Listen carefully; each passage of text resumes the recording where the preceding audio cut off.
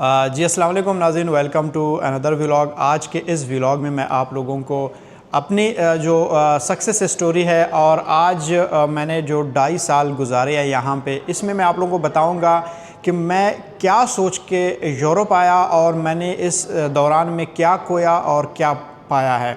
ये सारी चीज़ें आज मैं आप लोगों को इस व्लॉग में बताऊँगा। और जैसे हर पाकिस्तानी का एक ख्वाब होता है कि वो यूरोप जाए और यूरोप में एक कंट्री उसकी ख्वाब में होता है, वो कहता है इस मुल्क में मैं जाऊं और मैं यहाँ पे सेटल हो जाऊं। तो आज मैं भी उसी मुल्क में हूँ, उसको कहते हैं स्पेन। मैं जब पाकिस्तान में था तो मैंने भी यही डिसाइड किया था कि मैं एक ऐसे मुल्क में जाऊँगा जहाँ पे मेरी एक फ्यूचर जो है वो बन जाए। और फिर उसके बाद मैंने डिसाइड किया कि मैं स्पेन के लिए अप्लाई करूंगा। बहुत सारे लोग थे जिन्होंने डराया कि आप स्पेन के लिए अप्लाई करेंगे तो स्पेन का आपका वीज़ा नहीं लग सकता, स्पेन का वीज़ा रेशो बहुत ही ख़राब है और आपकी बैंक स्टेटमेंट इतनी नहीं है, आपको डॉक्यूमेंटेशन नहीं आती है। एक दफ़ा वीज़ा रिजेक्शन होता है तो उसके बाद वीज़ा कोई भी कंट्री नहीं देता। यानी वही जो मिथ्स पाकिस्तान में कंसल्टेंट होते हैं बनाते हैं, पहले कहते हैं आप किसी और कंट्री का ट्रैवल हिस्ट्री बना है और उसके बाद आपको बताते हैं कि आपने ये करना होता है, वो करना होता है। यानी कभी भी वो लोगों को सही तरीके से गाइड नहीं करते हैं। फिर क्या किया, मैंने एक रिस्क लिया, मैंने अप्लाई किया 12 लाख बैंक स्टेटमेंट के साथ, फ्रेश पासपोर्ट के साथ। और उसके बाद क्या हुआ, जैसे ही मुझे इन्होंने कॉल किया है कि आप अप्लाई आ जाओ, अपना पासपोर्ट ले जाओ, जब मैं गया वहाँ पे तो उन्होंने मुझे वीज़ा दिया था। तो उसके बाद मैंने डिसाइड किया कि मैं लोगों को एजुकेट करूँगा। एक यूट्यूब चैनल मैंने खोला और उस चैनल के ज़रिए मैंने जितने भी पाकिस्तानी जो मुझे देखने वाले थे, सुनने वाले थे, जो पहले मुझे जानते थे, जैसे कि आप लोगों को पता है कि मैं एक जर्नलिस्ट भी रहा हूँ, तो उस चैनल के थ्रू लोग मुझे जानते थे। फिर उसके बाद मैंने एक और चैनल खोला तो लोग मुझे पहले से फॉलो करते थे तो उन्होंने और फॉलो करना शुरू कर दिया और उनको मैंने सही तरीके से गाइड किया। अल्हम्दुलिल्लाह मेरा एक टारगेट था कि सही गाइड करना, लोगों को वहाँ से मूव करना, उनको एजुकेट करना, उनको बताना कि आप वहाँ से कैसे मूव हो सकते हैं प्रॉपर तरीके से, लीगल तरीके से। जैसे पाकिस्तान में ज़्यादातर लोग होते हैं वो डंकी लगाते थे, जो जितने भी कंसल्टेंट्स एजेंट्स वहाँ पे होते थे वो आप लोगों को लूटते थे, आप लोगों के इतने पैसे लेते थे और उसके बाद आप लोगों को बेच भी नहीं सकते थे। आपको कहते थे आ जाओ हम आपको वीज़ा देंगे, इतने पैसे दे दो इतने।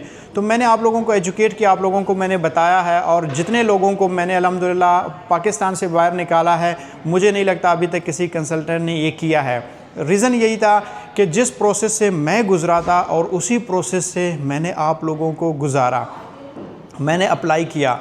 तो अब भी मेरा पाकिस्तान में ऑफ़िस है अल्हम्दुलिल्लाह और मैंने लोगों को वहाँ से अप्लाई किया। यहाँ पे जितने लोग आए हैं, यहाँ पे उन लोगों को मैंने बताया है कि आप लोगों ने किस तरह यहाँ पे अपने लाइफ को स्टार्ट करना है। किसी को यहाँ पे घर का प्रॉब्लम हुआ, किसी को यहाँ पे जॉब्स का प्रॉब्लम हुआ है।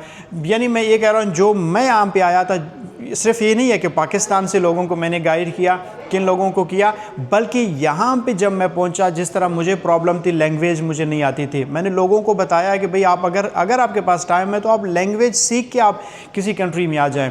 और लैंग्वेज के साथ साथ मैंने उनको बोला है कि अगर आपको स्किल सीखने के लिए भी टाइम है तो आप एक स्किल भी सीख के उसके बाद आप यूरोप में मूव हो जाएं, क्योंकि अगर आपके पास स्किल है तो आप यहाँ पे बेरोज़गार नहीं हो सकते हैं।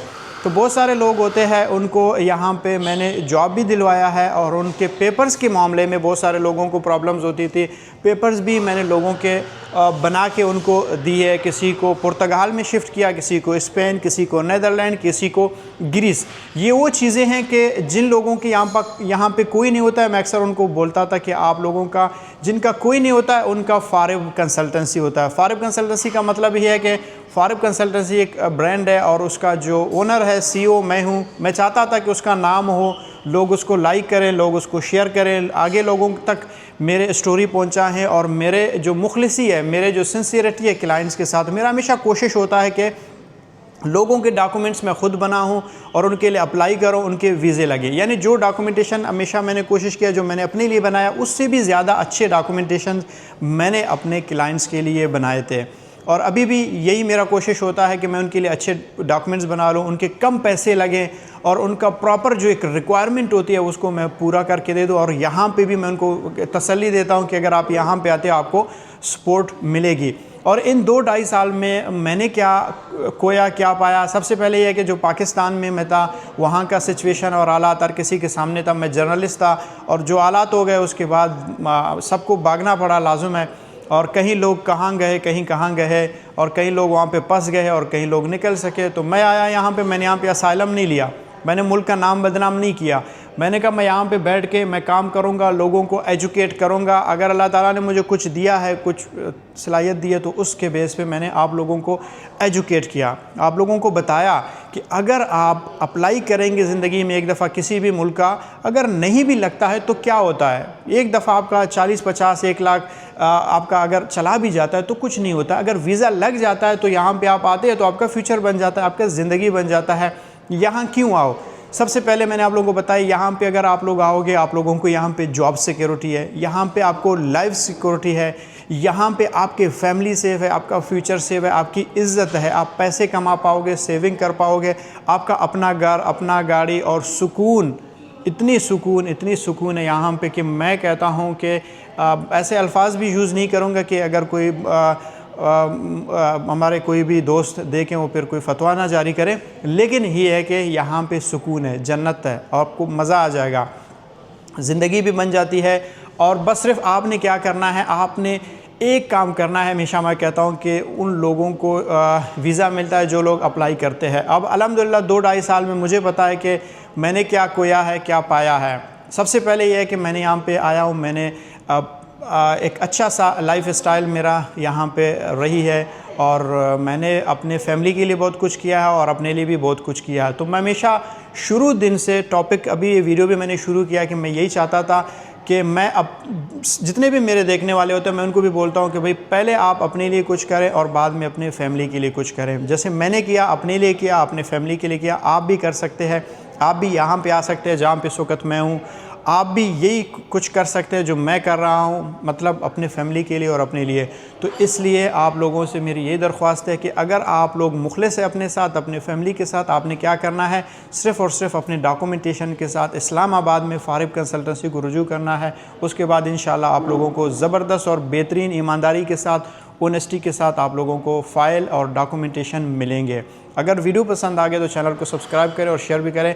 तब तक आप लोग अपना ख्याल रखिए। और एक और बात मैं बताता हूँ जाते जाते, तो मैं अब से यहाँ से निकल रहा हूँ। आज मैं कोशिश करूँगा कि पूरे जो बार्सिलोना है, स्पेन है, इसको मैं कवर कर सकूँ और आप लोगों को मैं दिखा सकूँ। अगर आपका वीज़ा लगता है, आप यहाँ पे आते हैं, आपको वो टूरिस्ट प्लेसेस आपको दिखाऊँगा कि अगर आप यहाँ पे आएँगे तो आप जाएंगे सग्राडा फैमिलिया, यहाँ पे रामला है, प्लाजा कैटालोनिया है, यानी जितने मेन पॉइंट है, ख़ासकर बार्सिलोना की मैं बात करूँ, वो सारे आपको मैं दिखाऊंगा और आपने यहाँ पे आना है और इनको देखना है। तो आप ये वीडियो को भी देखें और नेक्स्ट जो वीडियो होगा उसमें आप लोगों को मैं ये सारा बार्सिलोना आज आप लोगों को दिखाऊँगा। तब तक आप लोग अपना ख्याल रखिए और चैनल को सब्सक्राइब करें और फॉलो करें।